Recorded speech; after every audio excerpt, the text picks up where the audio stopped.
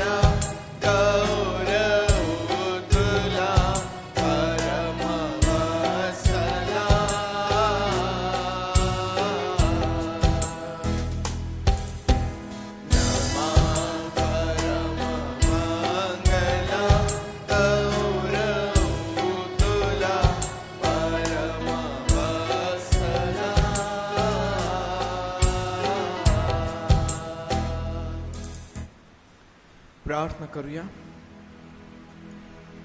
आमच्या पवित्र आणि प्रेमळ देव बापा, आम्ही तुझे आभार मानतो, स्तुती करतो, तुला गौरव सन्मान आणि सर्व प्रशंसा देतो. प्रभू, तू थोर आहेस, जिवंत आहेस, राजांचा राजा आणि प्रभूंचा प्रभू तूच आहेस. मागील संपूर्ण आठवडाभर प्रभू देव बापा, तू आम्हा प्रत्येकाचा सांभाळ केला, आमचं संरक्षण केलंस. प्रभू देव बापा, तू आमची काळजी घेतली. प्रभू देव बापा, तू आमच्या गरजा पुरविल्या, आमच्या येण्या जाण्यामध्ये आमचं संरक्षण केलंस. आणि मागील आठवडाभर पवित्र देव बापा, तू आम्हा बरोबर राहिलास. तुझी दया, तुझी कृपा, तुझं प्रेम तू पुरविलंस. आणि मागील आठवडा प्रभू तू आमच्यासाठी आशीर्वादाचा केलास. त्याकरिता तुझे मनापासून आभार मानतो, स्तुती करतो आणि तुला सर्व गौरव देतो. प्रभू, आज या पवित्र वारी जेव्हा आम्ही तुझ्या समोर एकत्र येत आहोत, तुझी भक्ती करण्याकरिता तुझ्या भक्ती मंदिरामध्ये जेव्हा तुझी लेकरे एकत्र येत आहेत, प्रभू देव बापा, आमची प्रार्थना आहे की तू आमच्यावरती दया कर. होय प्रभू देव बापा, तू आमच्यावरती दया कर. आमच्या अपराधांची, आमच्या चुकांची आम्हाला क्षमा कर. प्रभू, तू आम्हास धू, शुद्ध कर आणि पावित्र्याने युक्त होऊन तुझी आराधना करण्याकरिता तू आमचं सहाय्य कर. प्रभू, तू आमच्यावरती दया कर. पवित्र देव बापा, तू आमच्यावरती दया कर आणि तुझं गौरव तू करून घे. तुझी समक्षता आज तुझ्या लेकरांना तू दे. प्रभू, आम्ही आठवण करत आहोत आमच्या त्या प्रियजनांची जे आज दुखणाईत आहेत. प्रभू देव बापा, जे आज आजारी आहेत, आपल्या बिछाण्यावरती आहेत, अशा प्रत्येकाला पवित्र देव बापा तू स्पर्श कर आणि तुझं आरोग्य दे. पवित्र बापा, आज मंडळीतील जी तरुण लेकरं परीक्षेसाठी बाहेर आहेत, त्या प्रत्येकाला देखील आम्ही तुझ्या हातात देतो. प्रभू देव बापा, परीक्षा त्यांच्यासाठी आशीर्वादाची तू होऊ दे. पवित्र देव बापा, जी तुझी लेकरं मार्गात आहेत, त्यांना देखील तू सुखरूप घेऊन ये. आणि पवित्र देव बापा, आजचा हा दिवस, आजची भक्ती आम्हा सर्वांसाठी आशीर्वादाची कर आणि तुझं गौरव त्याद्वारे तू करून घे. आम्ही सर्वजण तुझ्या अधीन होत ही प्रार्थना आमचा प्रभू येशू याच्या नावात मागतो, म्हणून तू ऐक. आमेन, आमेन. बसूया आपण.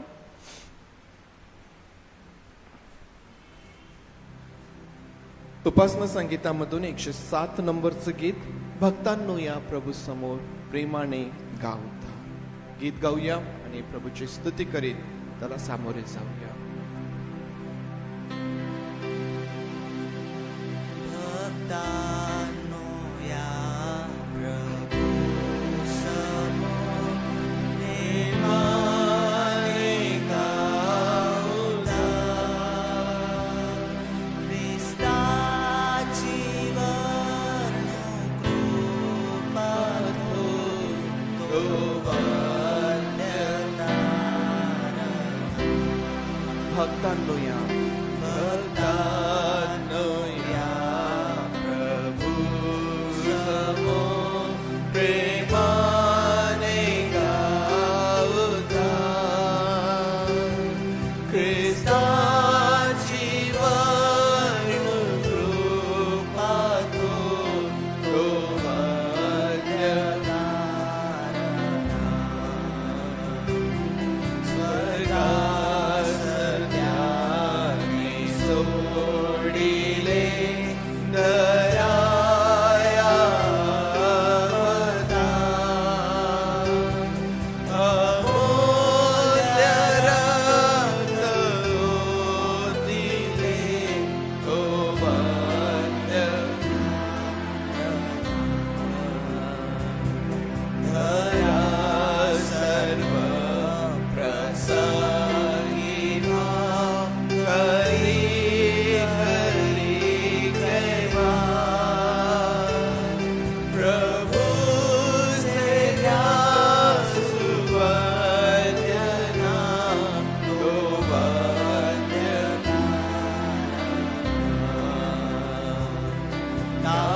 कारुणिक रे पावको स्वर्गात जाऊ पा.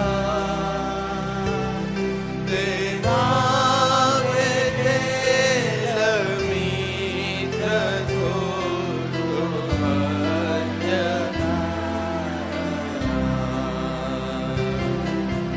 भक्तांनो या प्रभू समोर प्रेमाने गाऊया.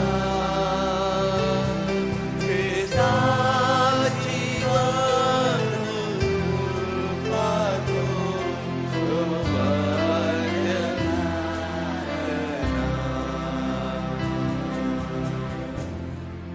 आणखीन एक गीत गाऊया प्रभूची स्तुती करीत असताना. पतिता ये चल सुची व्हायाला प्रभू येशू पदास धरी. 245 नंबरचं गीत उपासना संगीतामधून. पतिता ये चल. पतिता ये चल सुचिवाया प्रभू येशू पदास धरी. अर्ध सिंधू मधुन तरायाला प्रभू येशू कृपाच करी.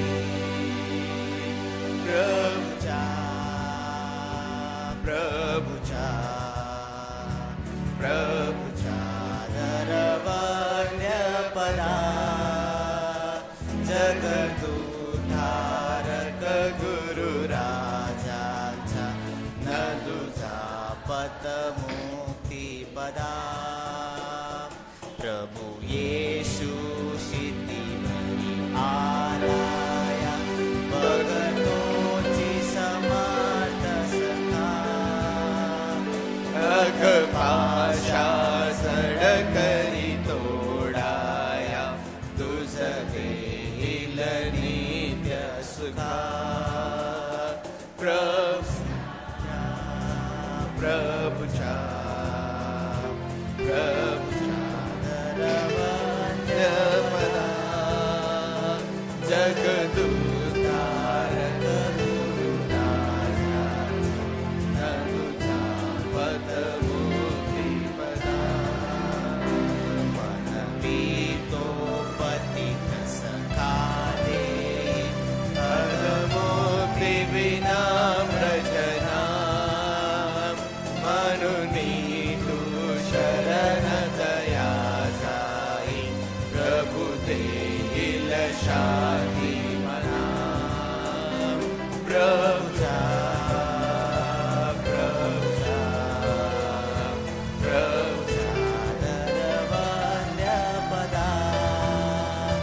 जगदुधारक गुरु राजा न तुझा पदमोही करा मनुजाच्या हरी अवघ्या प्रणती करुणा करितो प्रभु पाशी चलत तुझी बाबा शरणागत तारक तो प्रभुच्या धर्मांज पदा जगदुधारक गुरु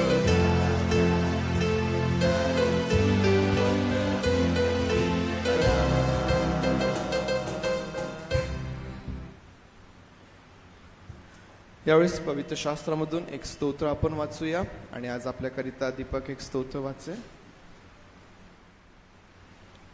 सर्वांना सलाम. सलाम. प्रभू परमेश्वराची स्तुती असो. आजचा दिवस आणि आठवड्याचा हा पहिला दिवस देवाने आपल्या आयुष्याला जोडला, त्या देवाचे नाव धन्य आहे. स्तोत्रसंहिता याचा 99 अध्याय आपण ह्या ठिकाणी वाचणार आहोत. आणि पुन्हा एक वार सांगतो की देवाची कृपा आणि देवाची दया असल्यामुळे आज आपण ह्या भूमीवर जिवंत असे आहोत. स्तोत्रसंहिता 99 मी तुमच्याकरता वाचतो. परमेश्वर इस्रायलाशी विश्वासू आहे. परमेश्वर राज्य करतो, लोक कंपित होत. तो करुबावर अधिष्ठित आहे, पृथ्वी थरथर कापो. परमेश्वर सियोनेत थोर आहे, तो सर्व लोकाहून परम थोर आहे. ते तुझे थोर व भययोग्य नाव स्तवोल. पवित्र तोच आहे. राजाचे सामर्थ्य न्यायप्रिय आहे. तू सरळता प्रस्थापित केली आहेस. तू याकोबात न्याय व नीती अंमलात आणली आहेस. परमेश्वराची आमच्या देवाची थोरवी गा व त्याच्या पदासनापुढे नमन करा. पवित्र तोच आहे. त्याच्या याजकांपैकी मोशे व अहरोन आणि त्याच्या नावाचा धावा करणाऱ्यांपैकी शमूएल यांनी परमेश्वराचा धावा केला आणि त्याने त्यांना उत्तर दिले. मेघस्तंभातून तो त्यांच्याशी बोलला. त्याचे निर्बंध व त्याने लावून दिलेले नियम त्यांनी पाळिले. हे परमेश्वरा आमच्या देवा, तू त्यांना उत्तर दिलेस. तू त्यांना क्षमा करणारा असा देव होतास, तरी त्यांच्या कृत्याबद्दल तू त्यास शासन करीत होतास. परमेश्वर आपला देव ह्याची थोरवी गा आणि त्याच्या पवित्र डोंगरापाशी नमन करा, कारण परमेश्वर आमचा देव पवित्र आहे. खरंच प्रियांनो, आमचा देव, आमचा परमेश्वर कसा आहे? पवित्र असा परमेश्वर आहे. आणि 6व्या वचनामध्ये असं लिहिलेलं आहे की त्याच्या याजकांपैकी मोशे व अहरोन आणि त्याच्या नावाचा धावा करणाऱ्यांपैकी शमूएल यांनी परमेश्वराचा धावा केला आणि तो त्याने ऐकला. जेव्हा आपण पाहतो, मागच्या महिन्यामध्ये आपण निर्गमाचं पुस्तक शिकलो, त्यामध्ये आपल्याला पाहायला मिळतं की परमेश्वराने किती अद्भुत रीतीने इस्रायली लोकांना त्या दास्यातून बाहेर काढलेलं आहे. आणि आपण त्या पूर्ण महिनाभर आपण वाचत गेलेलो आहोत की परमेश्वर किती अद्भुत आणि अद्भुत गोष्टी आपल्या लोकांसाठी करत गेला. महत्त्वाचं आमच्या जीवनामध्ये हेच आहे की आमचा देव परमेश्वर आमच्याशी विश्वासू असा परमेश्वर आहे. आज गरज हीच आहे की आम्ही आमचा विश्वासूपणा कशा प्रकारे आमच्या देवाला आणि आमच्या प्रभूला दाखवतो. देव तुम्हाला आशीर्वाद देव. यावेळेस परमेश्वर देवबापाची स्तुती आपण करणार आहोत. आम्ही पाहिलं की परमेश्वर विश्वासू आहे. परमेश्वर इस्रायलासोबत विश्वासू आहे. इस्रायल जे परमेश्वराचे निवडलेले लोक आहेत. आज या ठिकाणी जेव्हा तुम्ही आणि मी आहोत, आपण देखील परमेश्वराचे निवडलेले लोक आहोत आणि निवडलेल्या लोकांबरोबर हा परमेश्वर विश्वासू आहे. आणि या विश्वासू परमेश्वराला आज एक वार पुन्हा आत्म्याने आणि खरेपणाने स्तुतीचा यज्ञ आपण सादर करूया. आणि आज कपल कॉयर जे आहे ते प्रेज अँड वर्शिप मध्ये आपल्याला चालवणार आहेत. यावेळेस कपल कॉयर जे आहेत ते पुढे येईल आणि त्यांच्याबरोबर काही वेळ आपण परमेश्वराची स्तुती आराधना करूया आणि त्याच्या नावाला उंचावूया. सर्वांना सलाम. खरोखर आपण परमेश्वराची स्तुती करूया. देवबापाने आपल्याला जीवनामध्ये आठवड्याच्या पहिल्या दिवशी एकत्र केलं त्याची स्तुती आराधना करण्यासाठी. स्तोत्र 96 मध्ये स्तोत्रकर्ता दावीद म्हणतो, परमेश्वराचे गुणगान नवे गीत गाऊन करा. हे सर्व पृथ्वी परमेश्वराचे गुणगान कर. परमेश्वराचे गुणगान करा, त्याच्या नावाचा धन्यवाद करा. त्याने केलेल्या तारणाची घोषणा प्रतिदिवशी करा. आणि आजचा दिवस तो आहे की आम्हाला आजच्या दिवसाला आमच्या गाण्याच्या द्वारे, आमच्या स्तुतीस्तवनाच्या द्वारे आमच्या प्रभूला तो यज्ञ आम्हाला सादर करायचा आहे. म्हणून सर्वजण आपण परमेश्वराची स्तुती करूया. ह्या वेळेला उपासना संगीत 451 नंबरचं जे गीत आहे, येशू प्रिय मेंढपाळा, हे गीत गात आपण परमेश्वराच्या समोर जाऊ.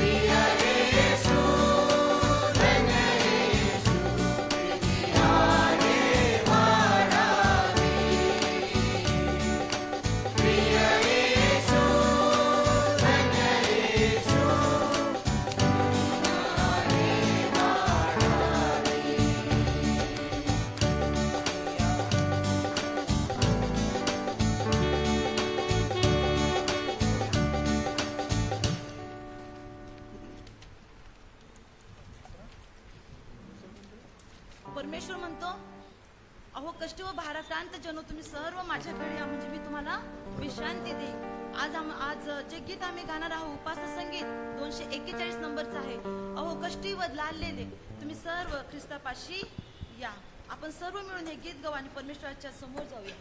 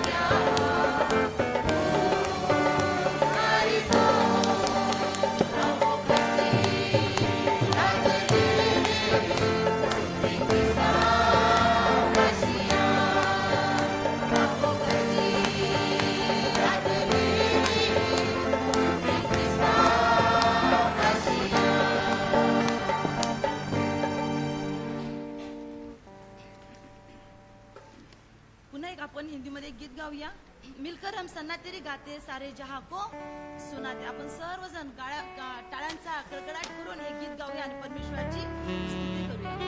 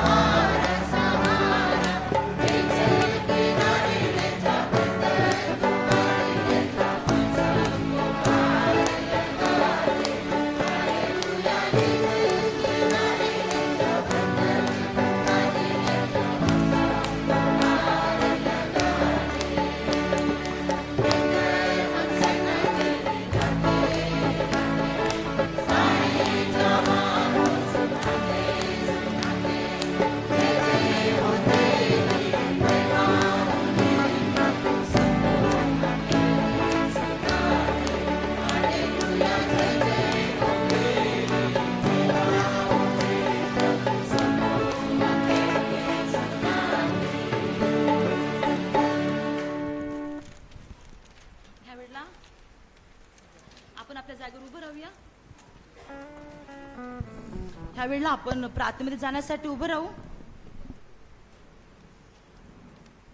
आपण आपले डोळे बंद करूया आणि परमेश्वर जात असताना आपण आपल्या मनाची तयारी करू की प्रभू देव बाप्पा, तू आम्हाला इथवर सांभाळले, आमची काळजी घेतलेली आहेस, त्यासाठी आम्ही तुझे आभार मानतो. आणि प्रार्थनेत जात असताना उपासना संगीत 102 नंबरचं जे गाणं आहे, स्तव तुझा करू द्यावा हे सुखाच्या उगमा, आपण सर्व मिळून आपल्या स्तवनात बसणाऱ्या परमेश्वराला आपल्या जीवनामध्ये आमंत्रण देऊ आणि प्रार्थनेच्या अंतःकरणाने प्रियानो हे गीत आपण गात पुढे जाऊया.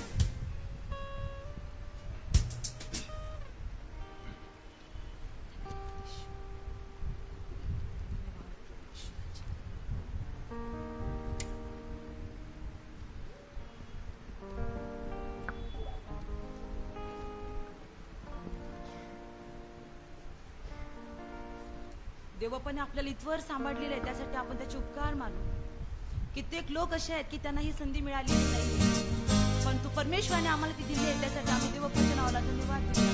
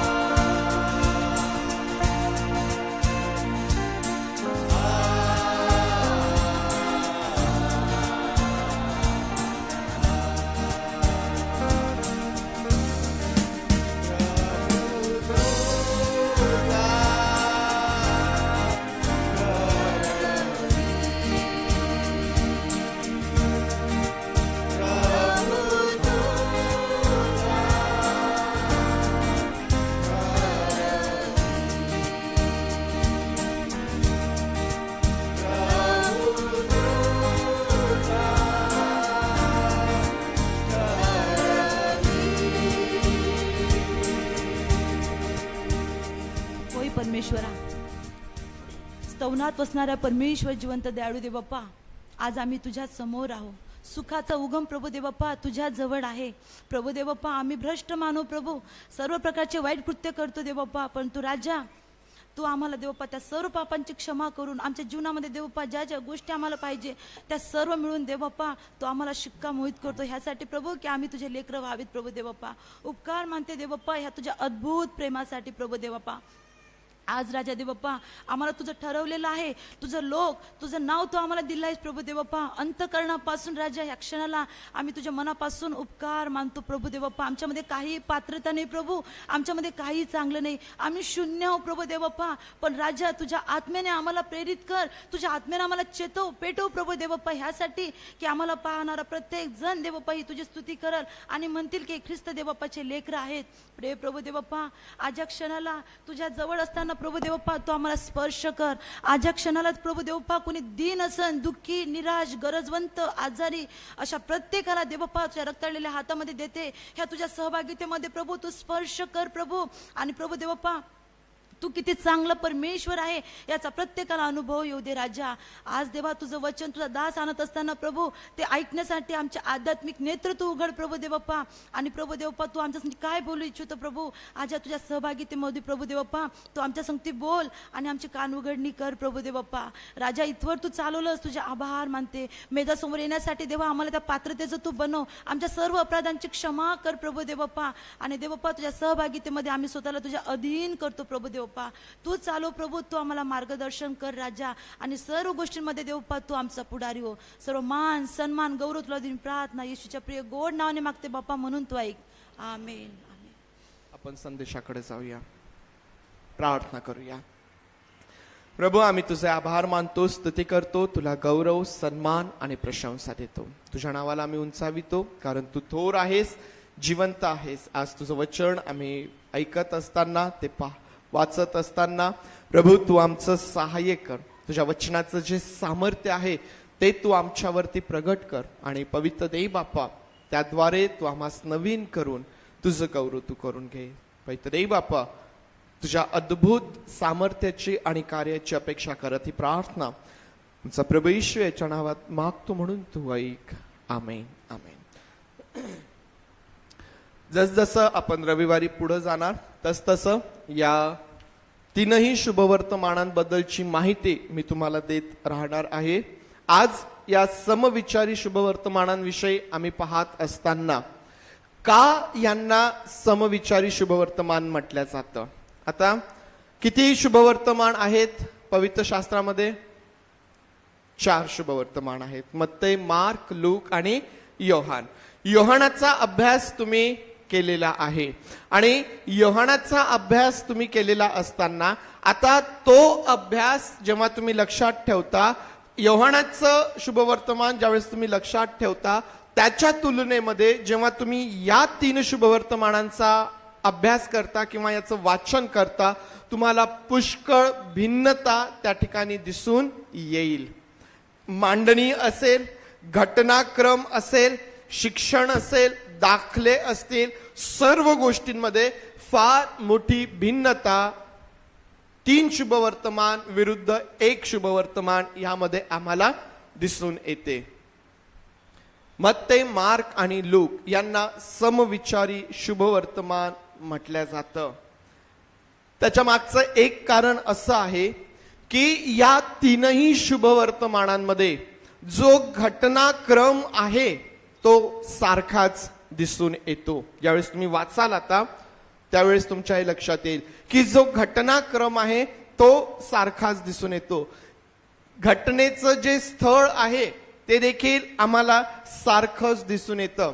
आणि महत्वाचं म्हणजे या 3ही शुभवर्तमानामध्ये प्रभू येशू ख्रिस्ताने गालिल प्रांतामध्ये जी सेवा केली, जी शिकवण दिली, जे चमत्कार केले, प्रामुख्याने प्रभू येशू ख्रिस्ताने गालिल प्रांतामध्ये जी सेवा केली, ती सेवा आम्हाला या 3ही शुभवर्तमानामध्ये पाहायला भेटते. आम्हाला माहिती आहे की प्रभू येशू ख्रिस्त एकाच ठिकाणी थांबून नव्हता. तो कधी गालिलमध्ये आहे, कधी यहुदियामध्ये आहे, कधी आणखीन कुठं आहे ना. गालिल मधली जी त्याची सेवा आहे ती सेवा या तीनही शुभवर्तमानांमध्ये पाहायला भेटते. त्याने यहुदियामध्ये जी सेवा केली त्याचा फारसा उल्लेख या 3 शुभवर्तमानांमध्ये दिसत नाही. अधूनमधून एखादी घटना आली तर आली. योहानाचं शुभवर्तमान ज्यावेळेस तुम्ही अभ्यास केला तुमच्या लक्षात आलं असेल की योहानाने प्रभू येशू ख्रिस्ताने यहुदिया प्रांतामध्ये जी सेवा केली त्या सेवेचं वर्णन योहानाच्या शुभवर्तमानामध्ये करण्यात आलेलं आहे. आणि म्हणून देखील एक फार मोठी भिन्नता या 3 विरुद्ध 1 शुभवर्तमान यामध्ये दिसून येते. गालिल प्रांतामधली जी सेवा आहे प्रभू येशू ख्रिस्ताची ती आम्हाला या शुभवर्तमानांमध्ये दिसून येते. आणि मी तुम्हाला सांगितलं की शुभवर्तमान जे आहेत ते आम्हाला प्रभू येशू ख्रिस्ताविषयी सांगतात. प्रभू येशू ख्रिस्ताविषयीची बातमी आम्हाला त्यामध्ये पाहायला भेटते. प्रभू येशू ख्रिस्ताचं जीवन आम्हाला त्यामध्ये पाहायला भेटतं. आणि आज जेव्हा याकडं आपण लक्ष देत आहोत हा विचार हा विषय आज आपल्या समोर असणार आहे प्रभू येशू ख्रिस्ताची जीवन शैली. प्रभू येशू ख्रिस्ताचं जीवन आज एक वार पुन्हा आपल्या डोळ्यांसमोरून आपण नेणार आहोत. आपल्याला माहित आहे कारण शुभवर्तमान ही अशी आहेत की आपल्या प्रत्येकाने ती वाचलेली आहे. आणि प्रभू येशू ख्रिस्ताचं जीवन त्याच्या जीवनामधल्या तो सर्व घटनाक्रम जो आहे तो आपल्या सर्वांना माहीत आहे. आणि म्हणून आज जेव्हा एक वार पुन्हा त्या सर्व गोष्टी आपल्या समोरून जाणार आहेत निश्चितच त्या आपल्याकरिता आशीर्वादाच्या ठरणार आहेत. प्रभू येशू ख्रिस्ताची जीवनशैली आज याकडं आपण लक्ष देणार आहोत. मग आता जीवनशैली म्हटल्यानंतर त्यामध्ये काय काय येतं? एखाद्याच्या जीवनशैलीचा जर अभ्यास करायचा तर त्यामध्ये काय काय येतं? अहरोनला घ्या, इथून बाजूनी डिस्टर्ब करत येतो, त्याला बाजूला करा. संडे स्कूलमध्ये बसवा त्याला. एखाद्याच्या जीवनशैलीचा जर आम्हाला अभ्यास करायचा आहे तर काय काय आम्हाला त्याच्या शैलीमध्ये दिसून येईल किंवा कोणत्या कोणत्या गोष्टींचा विचार आम्हाला करावा लागेल? काय वाटतं? एखाद्याची जीवनशैली मग ज्यामध्ये त्याचे विचार, त्याचे आचार, त्याचं बोलणं कशा प्रकारचं आहे, त्याचं खाजगी सामाजिक जीवन कशा प्रकारचं आहे, त्यानंतर त्यामध्ये त्याच्या जीवनाचे ध्येय काय आहेत, अशा अनेक गोष्टी एखाद्याच्या जीवनशैलीचा अभ्यास करत असताना आम्हाला विचाराधीन घ्यावे लागेल. एखाद्याची बायोग्राफी ज्यावेळेस आपण वाचत असतो, एखाद्याचं चरित्र ज्यावेळेस आपण वाचत असतो त्यामध्ये काय दिलेलं असतं? तो व्यक्ती कसा आहे, त्याचे विचार काय आहे, त्याचं म्हणणं काय आहे, जीवनाकडे पाहण्याचा त्याचा दृष्टिकोन कसा आहे, त्याने आपलं जीवन कसं तो जगलेलं आहे, या सगळ्या गोष्टी म्हणजे त्याच्या जीवनाविषयीच्या सर्व गोष्टी त्यामध्ये आम्हाला पाहायला भेटतात. प्रभू येशू ख्रिस्ताच्या जीवनशैलीचा विचार करत असताना आपण देखील यामधून काही गोष्टी पाहण्याचा प्रयत्न करणार आहोत. आणि म्हणून सगळ्यात पहिले जे आहे ते प्रभू येशू ख्रिस्ताचं खाजगी आणि सामाजिक. आता खाजगी आणि सामाजिक म्हटल्यानंतर तुम्हाला काय समजत आहे त्यामधून? नाहीतर माझ्या डोक्यामध्ये एक विचार आणि तुमच्या डोक्यामध्ये दुसराच विचार येईल. खाजगी आणि सामाजिक ज्यावेळेस मी म्हणतो काय मला त्या ठिकाणी सांगायचं आहे? जेव्हा मी खाजगी म्हणतो तेव्हा प्रभू येशू ख्रिस्त एकांतातलं त्याचं जीवन, जेव्हा तो एकटाच आहे ते त्याचं जीवन एकांतामधलं.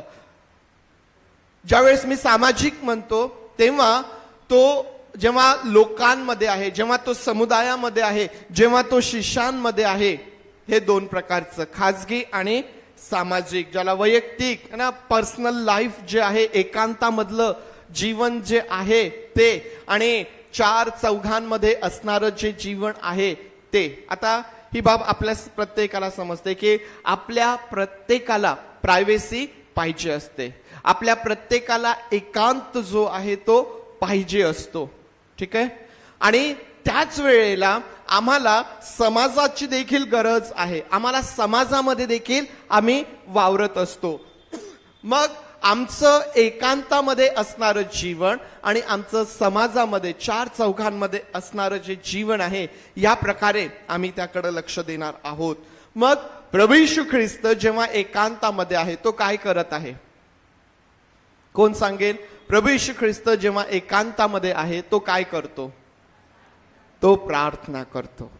प्रभू येशू ख्रिस्त जेव्हा एकांतामध्ये आहे तो प्रार्थना करतो. ज्यावेळेस आम्ही शुभवर्तमान वाचतो, मत्तई असेल, मार्क असेल, लूक असेल, आम्हाला काय पाहायला भेटतं की तो रात्रीच्या एकांतात आहे, तो डोंगरावरती आहे, तो एकटा त्या ठिकाणी आहे आणि काय करत आहे? प्रार्थना तो करत आहे. प्रभू येशू ख्रिस्ताचं एकांतामधलं जीवन ज्यावेळेस आम्ही पाहतो त्या ठिकाणी आम्हाला प्रार्थना दिसून येते. पित्याबरोबरचं त्याचं जे संबंध आहे किंवा पित्याबरोबरचं जे त्याचं बोलणं आहे ते आम्हाला त्याच्या एकांतामधल्या जीवनामध्ये दिसून येतं. प्रार्थना प्रार्थना आणि प्रार्थना त्या ठिकाणी आहे. आता जेव्हा तो शिष्यांबरोबर आहे तो काय करतो? त्या ठिकाणी तो त्यांना शिकवतो. बरोबर? शिष्य जे आहेत ते प्रभू येशू ख्रिस्ताबरोबर आहेत, रात्रंदिवस त्याच्याबरोबर ते आहेत आणि ते काय करत आहेत? ते प्रभू येशू ख्रिस्ताकडून शिकत आहे. प्रभू येशू ख्रिस्त आपल्या शिष्यांना शिकवीत आहे. ज्यावेळेस प्रभू येशू ख्रिस्त लोकांमध्ये आहे, समुदायाच्या मध्ये आहे, त्या ठिकाणी तो काय करत आहे? त्या ठिकाणी तो पुन्हा शिक्षण देत आहे. आणखीन काय करत आहे? त्या ठिकाणी तो चमत्कार करत आहे, रोगी लोकांना बरे करत आहे, जे बंधनामध्ये आहेत त्यांना तो सोडवत आहे. प्रभू येशू ख्रिस्ताचं एकांतातलं जीवन असेल, लोकांमधलं जीवन असेल, प्रियांनो, आम्हाला ते समर्पित अशा प्रकारचं जीवन दिसतं. ज्यावेळेस आम्ही प्रभू येशू ख्रिस्ताच्या जीवनाकडे पाहतो आम्हाला दिसून येतं की जेव्हा तो एकांतात आहे तेव्हाही तो पित्याबरोबर बोलत आहे, जेव्हा तो लोकांमध्ये आहे तेव्हाही तो पित्याचं काम त्या ठिकाणी करत आहे. प्रभू येशू ख्रिस्ताच्या जीवनाकडे आम्ही पाहत असताना एक पूर्णतः पित्याच्या कामासाठी समर्पित असलेलं जीवन आम्हाला त्या ठिकाणी पाहायला भेटतं. प्रियांनो, आज आम्हाला विचार करता येईल की आमचं एकांतामधलं जीवन आणि मंडळीमधलं, कुटुंबामधलं, समाजामधलं जीवन कसं आहे. आम्हाला माहिती आहे की प्रभू येशू ख्रिस्त हा आमच्या समोर एक कित्ता आहे की ज्याचं अनुकरण आम्हाला करायचं आहे, ज्याचं अनुकरण आम्हाला करायचं आहे. आणि मग ज्यावेळेस आम्ही प्रभू येशू ख्रिस्ताकडे पाहतो त्याचं एकांतातलं जीवन, त्याचं लोकांमधलं जीवन यामध्ये तफावत आढळून येत नाही. तो एकांतातही पित्यासोबत बोलतो, तो लोकांमध्येही पित्याचं काम करतो. आज आम्हा करिता हे फार महत्वाचं आहे की आमचं एकांतामधलं, आमचं खाजगी जीवन आणि आमचं सामाजिक जीवन जे आहे यामध्ये तफावत असू नये.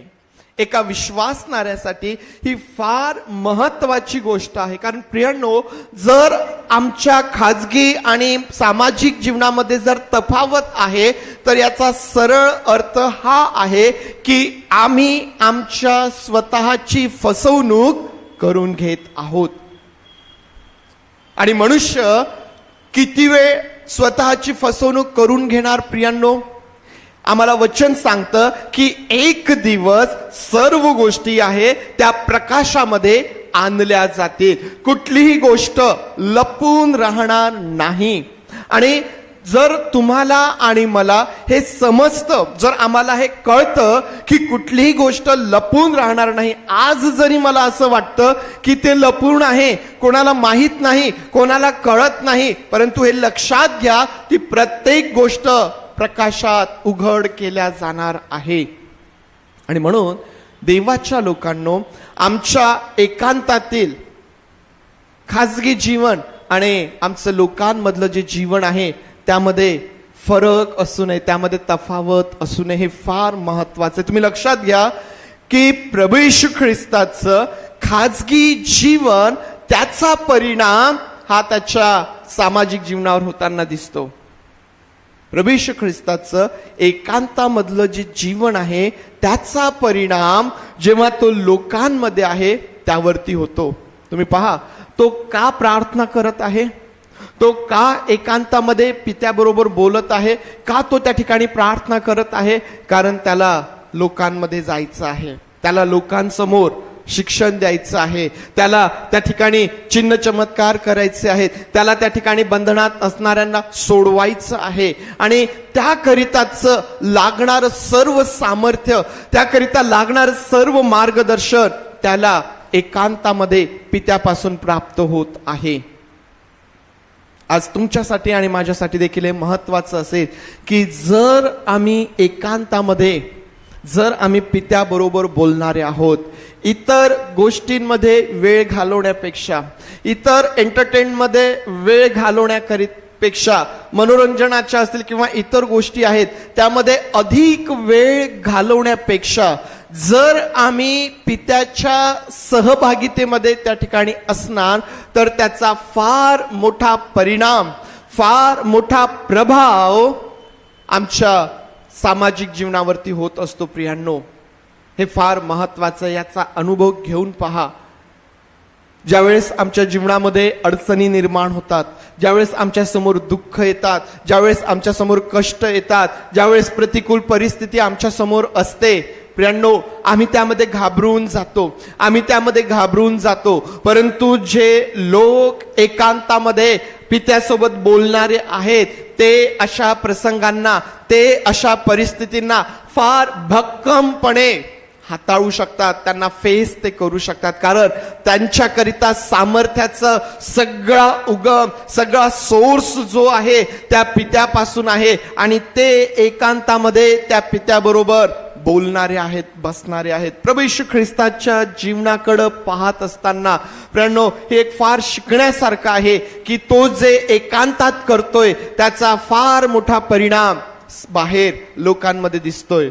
आज आमच्या जीवनासाठी देखील तेच आहे. जर आम्ही आमचं एकांतातलं आणि बाकीचं जीवन यामध्ये जर फरक असेल, अंतर असेल, भेद असेल तर तो फार काळ टिकणार नाही. प्रियांनो, तो फार काळ टिकणार नाही आणि त्याचे जे दुष्परिणाम आहेत, त्याचे जे वाईट परिणाम आहेत ते आम्हाला सहन करावे लागतील. तुम्हाला आठवत असेल की काही लोक म्हणतील की येशू, आम्ही तर तुझ्या नावाने संदेश दिला. काही लोक म्हणतील, येशू, आम्ही तर तुझ्या नावाने भूते काढली, आम्ही तर आजारी लोकांना बरे केले. परंतु तो म्हणाल की मी तुम्हाला कधीच ओळखत नाही. कारण त्यांचं एकांतामधलं जीवन हे पूर्णतः भिन्न होतं. प्रियांनो, हे पूर्णतः वेगळं असतं. मग आम्ही मंडळीमध्ये, आम्ही समाजामध्ये लोकांसमोर कितीही चांगले आणि नीतिमान असलोत, परंतु जर आम्ही त्या पित्यासमोर, प्रियांनो, जर त्या ठिकाणी आमच्या जीवनामध्ये तफावत आहे तर आमच्यासाठी विचार करण्याचा भाग आहे. कारण फार काळ ते चालणार नाही. दुसरी गोष्ट प्रियांनो, आम्ही पाहिलं की प्रभू येशू ख्रिस्ताचं खाजगी आणि सामाजिक जीवन कशा प्रकारचं आहे. त्यानंतर दुसरी गोष्ट जी आम्हाला पाहायला भेटते की प्रभू येशू ख्रिस्ताच्या जीवनाचा उद्देश किंवा ध्येय त्या ठिकाणी काय आहे. एखाद्याची जीवनशैली आम्ही अभ्यास करत असताना त्याच्या समोर काय गोल आहेत किंवा त्याच्या समोर काय ध्येय आहेत हे देखील महत्वाचे आहेत. कारण त्या ध्येयाकडं ती व्यक्ती वाटचाल करत असते. ते ध्येय प्राप्त करण्याकरिता त्या व्यक्तीची वाटचाल किंवा त्याचं आचरण किंवा त्याचे वागणूक किंवा त्याचे सर्व प्रयत्न आम्हाला दिसून येतात. ज्यावेळेस आम्ही प्रभू येशू ख्रिस्ताच्या जीवनाच्या ध्येयाकडं ज्यावेळेस आम्ही आमचं लक्ष लावतो त्यावेळेस आम्हाला दिसून येतं की एकच गोष्ट त्या ठिकाणी आहे, एकच ध्येय त्या ठिकाणी आहे आणि ते म्हणजे पित्याची इच्छा पूर्ण करणे. पित्याची इच्छा पूर्ण करणे हे एकच ध्येय आम्हाला त्याच्या समोर पाहायला भेटतं. आम्हाला माहितीये की जगाच्या स्थापनेआधी वधलेला कोकरा त्याला म्हटलेला आहे. त्याचा जन्म जो आहे तो रक्त देहाची इच्छा किंवा माणसाच्या इच्छेने झालेला नाही तर देवापासून झालेला आहे, देवाच्या कार्याकरिता झालेला असेल. मग त्याचा जन्म असेल, त्याचं जीवन असेल, त्याच्या संपूर्ण जीवनामध्ये तो वारंवार ही गोष्ट सांगतो की मी जे काही बोलतो ते जे मी पित्यापासून ऐकलेलं आहे ते मी बोलतो, मी जे काही करतो, जे पिता मला करायला सांगतो ते मी करतो. मी माझ्या इच्छेप्रमाणे करण्यासाठी नाही तर पित्याच्या इच्छेप्रमाणे करण्यासाठी आलेलो आहे. त्याचा मृत्यू असेल, त्याचं वधस्तंभावरचं मरण असेल, ते देखील आम्हाला त्यामध्ये देखील पित्याची इच्छा आम्हाला त्या ठिकाणी पाहायला भेटते. कारण प्रभू येशू ख्रिस्त म्हणतो की होत असेल तर हा प्याला मजपासून टळून जाऊ दे, परंतु माझ्या इच्छेने नाही तर तुझ्या इच्छेने, तुझ्या इच्छेने. पित्याची इच्छा पूर्ण करणे हा एकमेव ध्येय, हे एकमेव ध्येय आम्हाला आमच्या प्रभू येशू ख्रिस्ताच्या जीवनामध्ये पाहायला भेटतं प्रियांनो. आणि त्यामुळं पित्याची इच्छा पूर्ण करण्याकडे तो वाटचाल करत असताना त्याचे जे रिलेशन्स आहेत किंवा ज्या लोकांमध्ये तो आहे, त्याचं जे सर्कल आहे ते देखील अशाच लोकांचं आम्हाला पाहायला भेटतं. तुम्हाला आठवत असेल तो प्रसंग, एकदा त्याचे आई, त्याचे भाऊ त्याला भेटायला येतात आणि तो शिक्षण देत आहे त्या ठिकाणी, तो लोकांमध्ये त्यांना शिकवत आहे आणि प्रभू येशू ख्रिस्ताकडे येतात आणि त्याला सांगतात की तुमची आई, तुमचे भाऊ तुमच्यासाठी वाट पाहत आहे, ते तुम्हाला भेटायला आलेत. तो काय म्हणतो की जे पित्याच्या इच्छेप्रमाणे करतात तेच माझे नातलग आहेत, तेच माझे नातलग आहेत. प्रियांनो, आज आमच्यासाठी ह्या वाक्यावरून फार काही शिकण्यासारखं आहे. प्रभू येशू ख्रिस्त म्हणतो की जे पित्याच्या इच्छेप्रमाणे करतात तेच माझे भाऊ, तेच माझी आई, तेच माझे लोक आहेत. या जगामध्ये राहत असताना प्रियांनो, आमचे संबंध जे आहेत ते सर्व प्रकारच्या लोकांबरोबर असतील, परंतु मी तुम्हाला ह्या गोष्टीचं उत्तेजन देईन की जे देवाच्या इच्छेप्रमाणे आचरण करणारे आहेत त्यांच्यामध्ये अधिक काळ राहा. तुमची सहभागिता जी आहे, तुमचं उठणं बसणं जे आहे, तुमचं जे सराउंडिंग आहे ते अशा लोकांबरोबर असू द्या की ते देखील, जे लोक त्या देवाच्या इच्छेप्रमाणे करण्यासाठी तयार आहेत, ज्या लोकांना देवाची ओळख आहे, ज्यांच्या जीवनाचा उद्देश ते सार्वकालिक जीवन प्राप्त करून घेणे आहे, जे लोक या तारणाच्या मार्गाने चालण्यासाठी आतुर आहेत, अशा लोकांचं सराउंडिंग किंवा अशा लोकांच्या संगतीमध्ये तुम्हाला आणि मला अधिक राहायचं आहे. मग ह्याचा अर्थ हा आहे का की इतर लोकांसोबत आम्ही बिलकुलच बोलायचं नाही, इतर लोकांबरोबर बिलकुलच आमचे संबंध असू नये? असं नाही. ते असणार आहेत, कारण जोपर्यंत आम्ही जगात आहोत वेगवेगळ्या ठिकाणी वेगवेगळ्या प्रकारचे लोक आमच्या संपर्कात असणार आहेत. ते असतील, ते असावेत, हरकत नाहीत. परंतु प्रियांनो, आमच्यासाठी हे महत्वाचं आहे की आमचं लक्ष जे आहे ते देवाच्या लोकांकडे असावं, ज्यांचं ध्येय त्या स्वर्गाच्या राज्यामध्ये जाणे आहे. त्या ठिकाणी अशा लोकांबरोबर आमची संगती असावी. हे आमच्यासाठी फार महत्वाचं आहे. आता काही जणांच्या मनामध्ये प्रश्न आला असेल की मग पाळक साहेब, आपल्याला सुवार्ता प्रसार करायचा आहे, आपल्याला नवीन लोकांकडे जायचं, आपल्याला त्यांना सांगायचं आहे. होय, आम्हाला त्यांना सांगायचं आहे. आम्ही आमच्या बोलण्याच्या द्वारे, आमच्या जीवनाच्या द्वारे, आमच्या वागण्याच्या द्वारे, आमच्या आचरणाच्या द्वारे आम्ही ते लोकांना निश्चितच सांगायला पाहिजे. तुम्हाला आठवत असेल, काही जणांना या गोष्टीची कल्पना असेल, काही जणांना नसेल.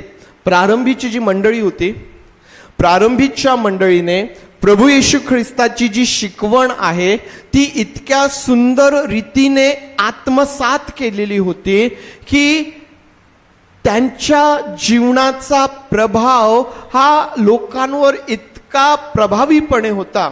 त्या काळामध्ये प्रारंभीच्या मंडळीमध्ये, म्हणजे सुरुवातीचं जे शतक आहे त्यामध्ये, प्रभू येशू ख्रिस्ताचा स्वीकार करणे म्हणजे मरणाला आमंत्रण देणे असं असतानाही हजारो लोक प्रभू येशू ख्रिस्ताकडे येत होते, त्याच्यावर विश्वास ठेवत होते. माहित आहे की येशूचा स्वीकार जर केला तर आम्हाला मरणाला सामोरे जावं लागेल, तरीही लोक येशूवर विश्वास ठेवत होते, तरीही लोक येशूकडे येत होते. कारण काय की ती जी ख्रिस्ताची मंडळी होती त्या मंडळीने ख्रिस्ताची शिकवण अशी आत्मसात केलेली होती की त्यांच्यामध्ये लोकांची भर पडतच होती. आज या मंडळीसाठी देखील तीच देवाची इच्छा निश्चित आहे की आम्ही देखील आमच्या प्रभू येशू ख्रिस्ताची शिकवण, त्याची जीवनशैली या प्रकारे आम्ही आत्मसात करायची आहे की लोक आमच्याकडे पाहून ख्रिस्ताकडे आकर्षित होतील. आम्हाला त्यांच्याकडे फार जाण्याची गरज पडणार नाही. आम्हाला अशा प्रकारे आमचं आचरण ठेवायचं आहे की लोक पाहतील आणि ते ख्रिस्ताकडे येतील. प्रियांनो, हे आमच्यासाठी फार महत्वाचं आहे. आम्ही प्रभू येशू ख्रिस्तापासून शिकतो की तो म्हणतो, जे पित्याच्या इच्छेप्रमाणे करतात तेच माझे भाऊ, तेच माझे लोक आहेत. प्रियांनो, हे आमच्यासाठी फार महत्वाचं आहे. आणि म्हणून मी तुम्हाला सांगितलं की ज्या प्रकारे प्रभू येशू ख्रिस्ताच्या जीवनाचा ध्येय होतं पित्याची इच्छा पूर्ण करणे, आज आमचं ध्येय काय असावं किंवा आज आमचं ध्येय काय आहे? कदाचित वेगवेगळ्या प्रकारचे उद्देश, वेगवेगळ्या प्रकारचे ध्येय आमचे असतील, परंतु प्रियांनो, मी ह्या गोष्टीचं उत्तेजन देईल की जे ध्येय प्रभू येशू ख्रिस्ताच्या समोर होतं तेच तुमच्या आणि माझ्या समोर देखील असावं. देव मला ज्या कुठल्या क्षेत्रात ठेवतो, ज्या कुठल्या क्षेत्रामध्ये ठेवतो, त्या क्षेत्रामध्ये राहून मला पित्याची इच्छा पूर्ण करायची आहे. यावेळेस काही तरुणांनी सांगितलं की पाळक साहेब, आमचा नंबर लागला, नर्सिंगसाठी त्यांचे नंबर लागलेत आणि बरेच विद्यार्थी या वर्षी देखील नर्सिंग करिता जाणार आहेत. मग ते नर्सिंग करत आहेत याचा अर्थ हा आहे का की आता त्यांच्या जीवनाचं ध्येय किंवा उद्देश काहीतरी वेगळं असावं, नोकरी करणे आणि मग स्थिर होणे, सेटल होणे? नाही प्रियांनो, आम्ही देवाचे लोक आहोत आणि देवाने आम्हाला ज्या कुठल्या क्षेत्रामध्ये ठेवलेलं आहे त्या ठिकाणी देवाची इच्छा पूर्ण करणे हाच आमचा उद्देश असावा, हेच आमचं ध्येय असावं. मग तुमचा व्यवसाय असेल, तुमची नोकरी असेल, तुम्ही जे काही तुम्ही करत असाल, पित्याची इच्छा पूर्ण करण्याकडं तुमचं लक्ष असावं. पित्याने पुत्राला पाठवलं, पुत्राने तुम्हाला आणि मला पाठवलेलं आहे. पित्याने पुत्राला पाठवलं आणि पुत्राचं ध्येय आहे पित्याची इच्छा पूर्ण करणे. पुत्राने तुम्हाला आणि मला पाठवलेलं आहे, त्याने तुम्हाला आणि मला या जगामध्ये ठेवलेलं आहे, त्याने तुम्हाला आणि मला त्याचे अवयव म्हटलेलं आहे, त्याने तुम्हाला आणि मला त्याच्याबरोबरचे वारीस म्हटलेले आहे, तुम्ही आणि मी त्याच्यासह. मग प्रियांनो, त्याची इच्छा पूर्ण करणे हाच आमच्या जीवनाचा उद्देश असायला पाहिजे, हेच आमचं ध्येय असायला पाहिजे. आणि जर असं आहे तर मग आम्हाला काय परिणाम किंवा त्याचे काय रिझल्ट आम्हाला भेटतात? जर एखाद्याची जीवनशैली या प्रकारे आहे, जर एखाद्याने आपलं ध्येय या प्रकारे ठरवलेलं आहे, तर त्याचे परिणाम आम्हाला पाहायला भेटतात. आणि ज्यावेळेस आम्ही पित्याकडून प्रभू येशू ख्रिस्ताला मिळालेला जो प्रतिसाद आहे, जर आम्ही त्याकडे पाहिलं तर आम्हाला शिकायला भेटतं. आकाशातून वाणी झाली. काय वाणी झाली? हा माझा परमप्रिय पुत्र आहे आणि याच्याविषयी मी संतुष्ट आहे. प्रभू येशू ख्रिस्ताची जीवनशैली ही पित्याला संतुष्ट करणारी अशी आम्हाला दिसून येते. आज तुमच्या आणि माझ्या रुटीनकडून, आमच्या जीवनशैलीकडून खरंच देवाला आनंद होतो का, होईल का, हा प्रश्न आम्ही आमच्या स्वतःला विचारायचा आहे. प्रत्येक वेळेस प्रभू येशू ख्रिस्ताला प्रत्येक वेळेस पित्याकडून सहाय्य आणि सामर्थ्य प्राप्त झालेलं आहे. तुम्ही पहा, जेव्हा तो परीक्षेनंतर त्या ठिकाणी आहे, त्या परीक्षेमध्ये त्याला सहाय्य मिळालं, नंतर दूत येऊन त्याची सेवा करतायत. त्या गेतशेमने बागेमध्ये जेव्हा प्रभू येशू ख्रिस्त अशक्त झालेला आहे आणि त्याला तो प्याला पिणं कठीण वाटत आहे, त्यावेळेला त्याला त्या ठिकाणी सामर्थ्य पुरविला जात आहे.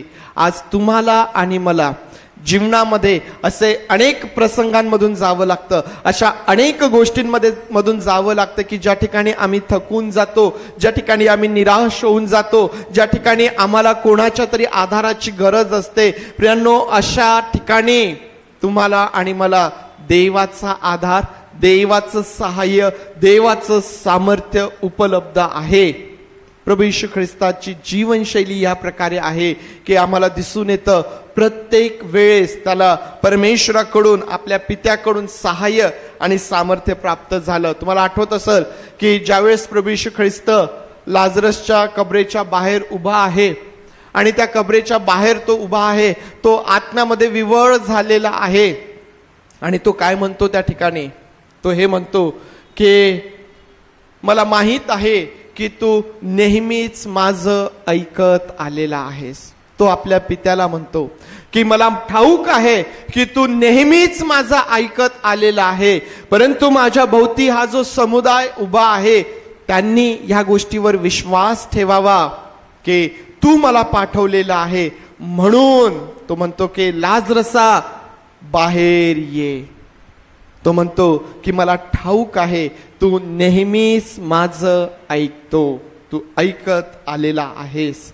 फ्रेंडो, आमच्यासाठी हे शिकण्यासारखं नाहीये का की आज जर आम्ही आमच्या जीवनामध्ये या गोष्टीसाठी निराश आहोत की देव आमची प्रार्थना ऐकत नाहीये, आम्ही या गोष्टीसाठी जर निराश आहोत की आमच्या जीवनामध्ये शांती नाहीये, जर आम्ही या गोष्टीसाठी निराश आहोत की आमच्या जीवनामध्ये सतत संघर्ष चाललेला आहे, आम्ही कठीण परिस्थितींना सामोरे जात आहोत, तर प्रियांनो, कदाचित ही आम्हाला आमच्या जीवनाच्या परीक्षणाची वेळ आहे की आम्ही कुठं चुकत आहोत. आम्हाला थांबून आमच्या जीवनाचं एक वार पुन्हा परीक्षण करण्याची गरज आहे आणि एक वार पुन्हा नव्याने स्वतःला त्या परमेश्वराच्या हातांमध्ये देऊन पुन्हा एक वार एक नवीन अशी जीवनशैली जी आम्हाला प्रभू येशू ख्रिस्ताची दिसून येते, जी शिकवण आम्हाला त्याची दिसून येते, ती आत्मसात करून आम्हाला पुढे जाता येईल. आणि जर आम्ही या प्रकारे करतो तर देव विश्वासू आहे, देव विश्वासू आहे. प्रियांनो, मी पुन्हा या गोष्टीचा उल्लेख करेल की देव हा विश्वासू आहे. आम्हाला त्याच्या विश्वासूपणाचा अनुभव आम्हाला आमच्या जीवनामध्ये येणार आहे. आणि म्हणून प्रियांनो, आमची जीवनशैली जी आहे ही आमची ओळख निर्माण करणारी आहे, ही आमची ओळख निर्माण करणारी आहे. आज जगासमोर आम्ही कशा प्रकारची ओळख निर्माण करून ठेवलेली आहे याकडं आम्हाला लक्ष द्यायचंय. याचा विचार आम्हाला आमच्या जीवनामध्ये करता येणार आहे. हे आमच्यासाठी फार महत्वाचं आहे. मंडळीकडं पाहिल्यानंतर हे देवाचे लोक आहे, यांच्याकडं काहीतरी विशेष आहे आणि मला आनंद आहे की ही मंडळी प्रभूमध्ये वाढत आहे. या मंडळीमध्ये नवीन लोकांची भर पडत आहे, नवीन लोक या मंडळीमध्ये येत आहेत आणि ते आशीर्वादित होत आहे. आपली इच्छा, आपली अपेक्षा ही असावी की हे आणखीन मोठ्या प्रमाणामध्ये व्हावं. जसं प्रारंभीच्या मंडळीमध्ये रोज विश्वासणाऱ्यांची भर पडत होती, त्या प्रकारे तुम्हाला आणि मला या मंडळीसाठी इच्छा बाळगायची आहे. आणि त्यासाठी आम्हाला काय करायचं आहे? ती जीवनशैली आम्हाला आत्मसात करायची आहे. त्या प्रकारचं जीवन आम्हाला जगाच्या समोर ठेवायचं आहे. तो उद्देश, ते ध्येय घेऊन आम्हाला आमच्या घरी, आमच्या कामाच्या ठिकाणी जायचं आहे. आणि ज्या प्रार्थना आम्ही करत आहोत त्या आणखीन अधिक वाढवायच्या आहेत. आणि पहा प्रियांनो, देव तुमच्याद्वारे मंडळी आशीर्वादित करतो, देव तुमच्याद्वारे तुमचं कुटुंब आशीर्वादित करतो आणि देव सर्वांना, तुम्हा स्वतःला आशीर्वादित करणारा परमेश्वर आहे. या आपले डोळे आपण बंद करूया आणि आपलं लक्ष जे आहे, जेव्हा आम्ही वचनांकडे लावलेलं आहे, हे परमेश्वराचं वचन आमच्या कानामध्ये, आमच्या कानामधून आमच्या अंतःकरणामध्ये ज्या वेळेला उतरत आहे, आम्ही ते आणखीन खोलवर उतरावं, त्याच्या मुळा आमच्या हृदयात, आमच्या जीवनात खोलपर्यंत पसराव्यात. प्रभू येशू ख्रिस्ताची जीवनशैली ही आमच्या दैनंदिन जीवनामध्ये भिनल्या जावी. आमच्या जीवनाचा मोठा प्रभाव आमच्या कुटुंबावर, आमच्या मंडळीवर होईल, समाजावरती होईल. या प्रकारे आज आम्ही स्वतःला त्याच्या हातांमध्ये देऊया. जर कोणी दुःखी, निराश आणि कष्टी आहे आणि या गोष्टीमुळे निराश आहे की आम्ही कोठवर आणखीन सहन करायचं, का प्रभू आमची प्रार्थना ऐकत नाही, तर आज देवाच्या लोकांनो थोडस स्वतःच्या जीवनाकडे पहा. कारण माझा प्रभू विश्वासू आहे, माझा प्रभू विश्वासू आहे, तो कोणाबरोबरही अविश्वासू नाही. मग जर माझा प्रभू विश्वासू आहे तर तुमच्या जीवनात या गोष्टी का? आम्हाला आमच्या जीवनाचं परीक्षण करण्याची गरज आहे. आणि जर आम्ही ते करतो तर देवाच्या विश्वासूपणाचा, त्याच्या चांगुलपणाचा अनुभव आल्याशिवाय राहणार नाही. थँक्यू. होय प्रभू देव बापा, आम्ही तुझे आभार मानतो, आम्ही तुझी स्तुती करतो. प्रभू देव बापा, आम्ही तुला गौरव देत आहोत. तू थोर आहेस, तू जिवंत आहेस, तू राजांचा राजा आणि प्रभूंचा प्रभू आहेस. होय पवित्र देव बापा, आम्ही तुझ्या नावाला उंचावितो. तू थोर आहेस, तू थोर आहेस माझ्या देवा. आज जे तुझं वचन आम्ही ऐकलं, निश्चित पवित्र देव बापा, जेव्हा ते आमच्या अंतःकरणात खोलवर रुजत आहे, आमची ही प्रार्थना आहे पवित्र देव बापा, या वचनांच्या द्वारे तू आम्हाला बदल, तू आम्हाला नवीन कर आणि तुझं गौरव तू करून घे. प्रभू तुझं गौरव तू करून घे. आम्हा प्रत्येकाच्या जीवनामधून तुझं गौरव तू करून घे. माझी प्रार्थना आहे या ठिकाणी असणाऱ्या प्रत्येकासाठी, या प्रत्येकाच्या जीवनाचा फार मोठा प्रभाव जगावरती पडेल. ही मंडळी फार मोठा परिणाम घडवून आणणारी ठरेल. अनेकांची भर या मंडळीमध्ये पडत राहील प्रभू, आणि तुझी इच्छा या मंडळीद्वारे पूर्ण होत राहील. म्हणून मी या सर्वांना प्रभू बापा, आम्ही आमच्या स्वतःला, आम्ही सर्वजण तुझ्या अधीन होत ही प्रार्थना आमचा प्रभू येशू याच्या नावात मागतो, म्हणून तू ऐक. आमेन, आमेन, आमेन. प्रभूने शिकवलेली प्रार्थना म्हणूया. हे आमच्या स्वर्गातील बापा, तुझे नाम पवित्र मानले जाव, तुझे राज्य जसे स्वर्गात तसे ज्या इच्छेप्रमाणे हो. आमचे रोजची भाकर आज आम्हास दे, आणि जसे आम्ही आमच्या ऋण्यास ऋण सोडू तसेच तो आमचे ऋणे आम्हास सोड, आणि आम्हास परीक्षेत आणू नकोस, तर आम्हास वाईटापासून, कारण की राज्य, सामर्थ्य आणि गौरव तुझीच आहे. आमेन. देवा